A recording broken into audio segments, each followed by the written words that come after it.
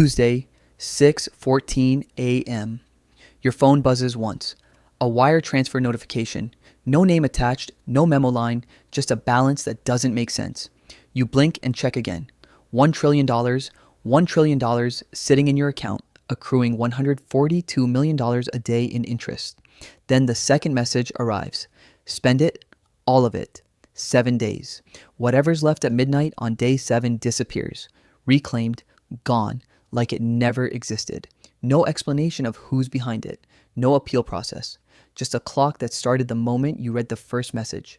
By 7 a.m., a black car is already in your driveway. You didn't call it. The driver says he's been assigned to you permanently starting now. You'll stop questioning how people already know by Thursday.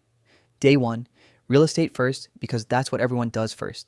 A clifftop estate in Big Sur, 40 acres, never listed publicly, yours within the hour.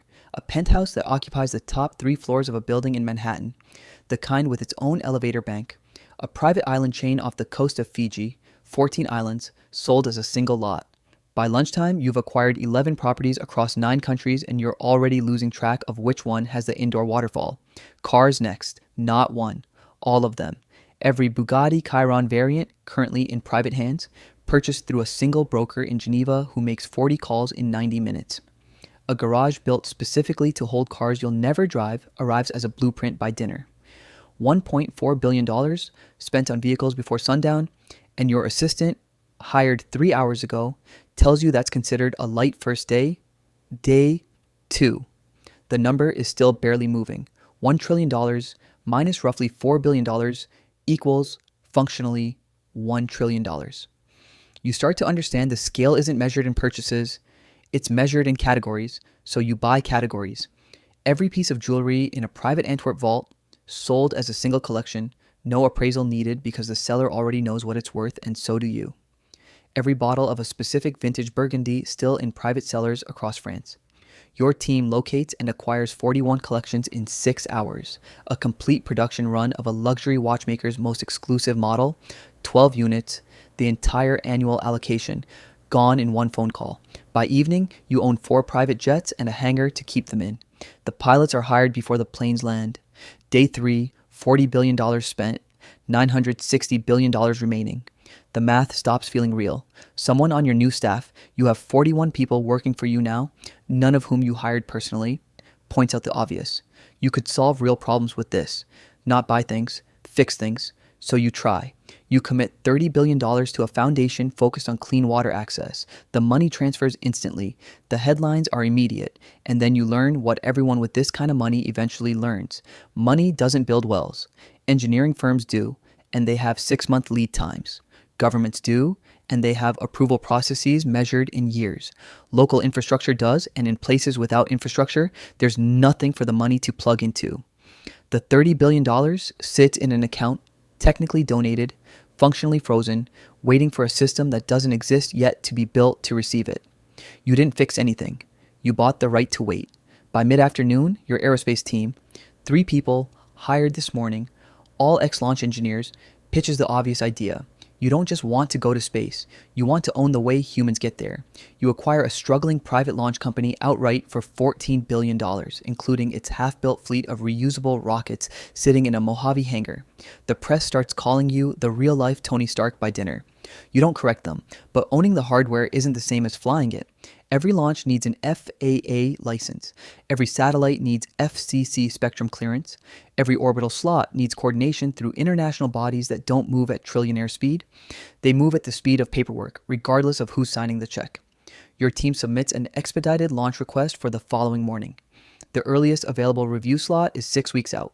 Money bought you the rocket. It didn't buy you the sky. You settle for what you can do immediately. A fully funded research division, 300 new engineering jobs announced by sundown, and a live stream of your new rocket sitting on the pad. Engines cold, going nowhere, at least not on your clock. Day 4, $180 billion spent, $820 billion remaining. You pivot to something that should be simple. Buy a company outright, not shares, the whole thing. You pick a publicly traded tech company, market cap roughly $400 billion, and instruct your team to make an offer for 100% of outstanding stock at a 30% premium. The offer goes out at 9:14 a.m. By 9:20, the stock has already moved up 22% before your full bid even clears. By 9:45, regulators have flagged the trade pattern. By 10:30, the SEC has issued a trading halt on the company's stock, citing unusual acquisition activity requiring review. Your lawyers, 6 of them now, all hired this morning, explained that a takeover at this scale triggers antitrust review, foreign investment screening, and a mandatory waiting period that, at minimum, runs 60 days. You don't have 60 days, you have 4. The deal doesn't die, it just becomes impossible to finish in time, which, for your purposes, is the same thing. Day 5, $310 billion spent, $690 billion remaining. You stop trying to buy systems and go back to buying things. Art, this time, at scale. A private dealer arranges a single sale. 31 paintings, spanning 4 centuries, pulled from 3 different family collections that have never been on the open market. $8 billion for the lot. It's delivered to a climate-controlled storage facility you didn't know you owned until that morning, because your property team purchased it specifically to hold the art. 2 days ago, without telling you. Then gold. You tell the commodities desk you want $60 billion in physical bars. There's a pause on the call, the kind of pause that means something. They explain that $60 billion in gold is roughly 18% of 1 year's global mine production. Buying it at once won't just cost $60 billion. It will move the price of gold worldwide for everyone the moment the order executes. You tell them to proceed anyway. The price of gold rises 6% globally within the hour.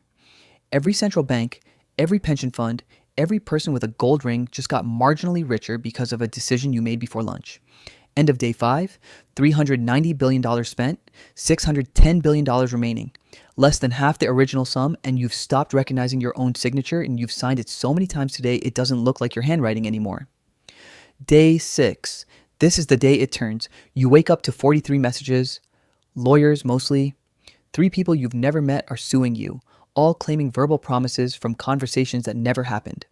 One says you pledged him $20 million at a dinner party in a city you've never visited.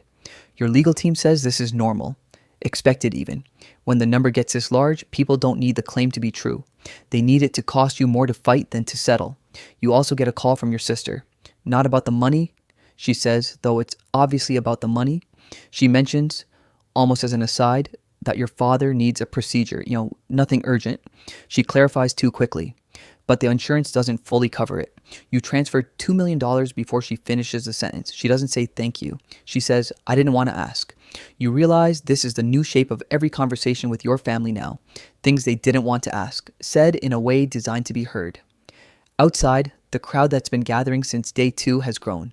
Hundreds of people now, camped along the perimeter of wherever you happen to be. Some hold signs, some just point phones. Your security detail, 16 people by now, tells you it's manageable. Manageable is a word you've started to notice means we're handling something we'd rather not describe to you. That evening, you try to do something normal. You ask your driver to take you to the diner you used to go to before any of this, the one 2 blocks from your old apartment. You haven't been back there in 6 days, which used to be your Tuesday. When you walk in, the room goes silent. Not a hush, a full stop. Conversations mid-sentence just end. The owner, a man who's poured your coffee for 3 years, doesn't say your name.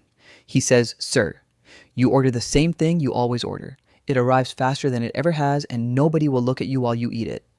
You leave half of it. You tip $4,000 in cash, which feels insulting in both directions. Too small to matter, too large to be normal, and there's no number that would have been right. Day 7, $610 billion remaining at midnight last night.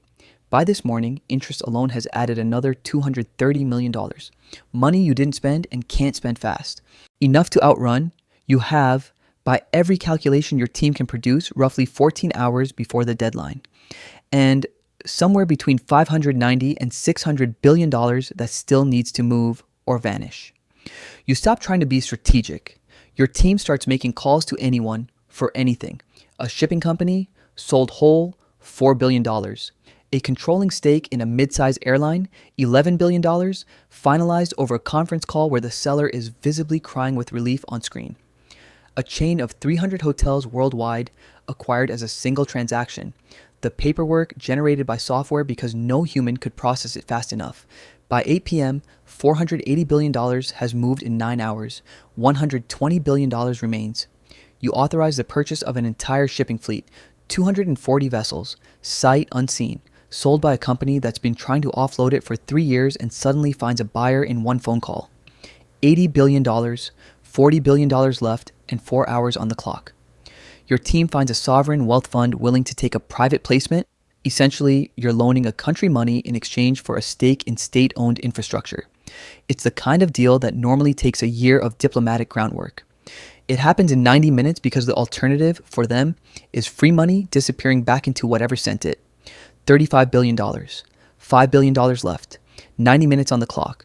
You end up donating the final $5 billion to 4 different universities, anonymously structured as endowments, not because it's strategic, but because it's the only transaction type your legal team can execute that fast without triggering another regulatory review. 11:58 p.m. Your phone buzzes. Balance $0. 11:59 p.m. A second message arrives. No explanation. Same as the first. It just says, "Thank you for participating." You sit there. The black car is still outside. It'll be gone by morning. You assume, though nobody confirms it. The 41 staff members, the 16 security personnel, the lawyers, the foundation with $30 billion, still frozen, waiting for infrastructure that doesn't exist. The rocket sitting cold on a pad in the Mojave. None of that came with an undo button. You own properties on 4 continents you've never visited. You're named in lawsuits that won't resolve for years. Somewhere, a family member is waiting for the next call that starts with, "I didn't want to ask." You go to bed in the Manhattan penthouse, the only property close enough to reach tonight. The bed is enormous. The room is silent in a way your old apartment never was. No traffic, no neighbors, no pipes ticking in the walls. You used to fall asleep to noise. Now you fall asleep to nothing at all, and you lie there for a long time before it comes.